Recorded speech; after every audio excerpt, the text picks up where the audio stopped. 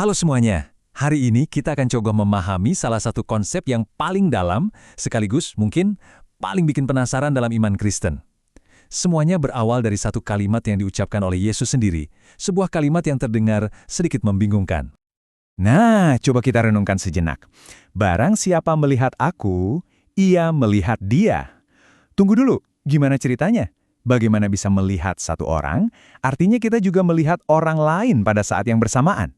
Nah, misteri inilah yang akan kita coba bedah bareng-bareng hari ini. Ternyata, pernyataan Yesus yang terdengar seperti teka-teki ini justru adalah kuncinya. Kunci untuk membuka pemahaman kita tentang siapa Allah dalam kekristenan, sebuah doktrin yang kita kenal sebagai Tritunggal. Anggap saja ini bukan soal yang bikin pusing, tapi sebuah undangan untuk kenal lebih dalam lagi. Oke, mari kita mulai. Supaya kita bisa paham konsep Tritunggal, kita perlu membangunnya di atas 3 pondasi yang super kokoh. Kita akan lihat satu persatu supaya gambaran besarnya jadi jelas. Ini dia 3 pilar utamanya. Yang pertama, hanya ada satu Allah, titik. Yang kedua, Allah yang satu itu ada dalam 3 pribadi yang berbeda.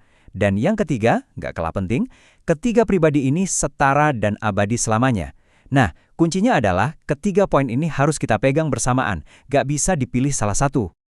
Pondasi pertama ini harga mati, yaitu monoteisme yang ketat. Alkitab itu jelas dan tegas banget soal ini. Hanya ada satu Allah yang sejati. Bukan banyak dewa, cuma satu. Nah, semua pemahaman kita harus berangkat dari sini. Sekarang pondasi kedua, di dalam keesaan Allah itu ada 3 pribadi yang berbeda.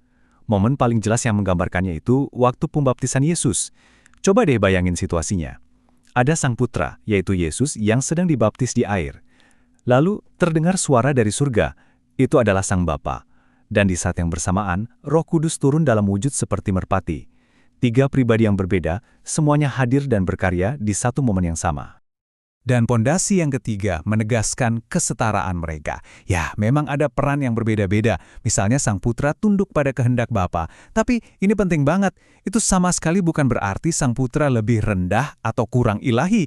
Ini tentang peran dan relasi, bukan soal status. Mereka semua sama-sama Allah, setara dalam kuasa dan kemuliaan. Oke, jadi pertanyaannya masih sama kan? Gimana caranya 3 bisa menjadi 1? Nah, untuk membantu kita membayangkannya, ada satu istilah teologi yang kedengarannya rumit, tapi sebenarnya konsepnya indah sekali. Namanya perihoresis.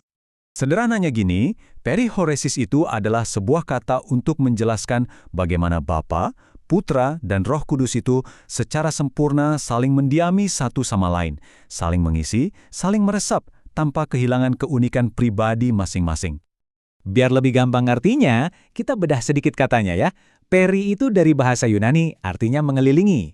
Nah, yang seru itu kata chorein, yang artinya bergerak atau memberi ruang. Dan tahu nggak, dari kata chorein inilah kita dapat kata modern, koreografi. Jadi kata perihoresis ini sebenarnya secara harfiah ngajak kita untuk mikirin sebuah tarian. Betul sekali! Mungkin gambaran terbaik untuk memahami hubungan Tritunggal ini adalah sebuah tarian. Bukan tarian biasa, tapi tarian kasih ilahi. Yuk kita pakai imajinasi kita sebentar. Bayangkan, ada 3 penari dalam sebuah lingkaran. Gerakan mereka itu sempurna, selaras, saling memberi ruang, saling melengkapi. Nggak ada yang tabrakan. Awalnya mereka bergerak dengan lembut, pelan, dan anggun.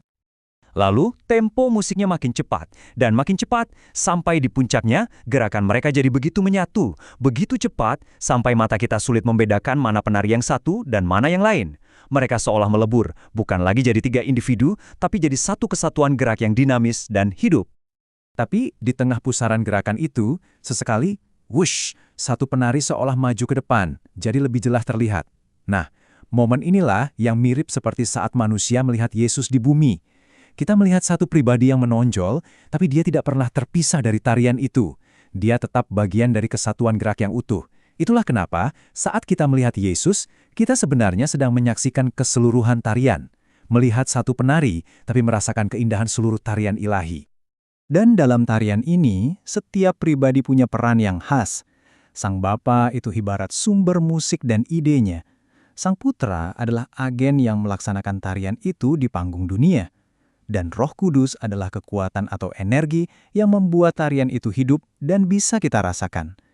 Peran mereka berbeda, tapi semuanya bergerak dalam harmoni yang sempurna untuk satu tujuan yang sama. Oke, konsep ini keren banget ya. Tapi, lalu apa artinya buat kita?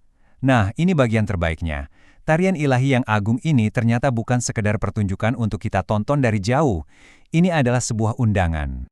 Dalam doanya, Yesus mengungkapkan kerinduan terbesar Allah, yaitu supaya kita semua, manusia, bisa ikut bergabung dalam kesatuan kasih yang sama persis seperti yang dimiliki oleh Bapa dan Putra. Kita diundang masuk ke dalam lingkaran itu. Itulah tujuan kita diciptakan sejak awal, bukan untuk jadi penonton, tapi untuk ditarik masuk ke dalam lingkaran persekutuan dan kasih yang sempurna itu, untuk ikut serta dalam tarian ilahi. Sayangnya, dosa membuat kita seolah-olah salah langkah.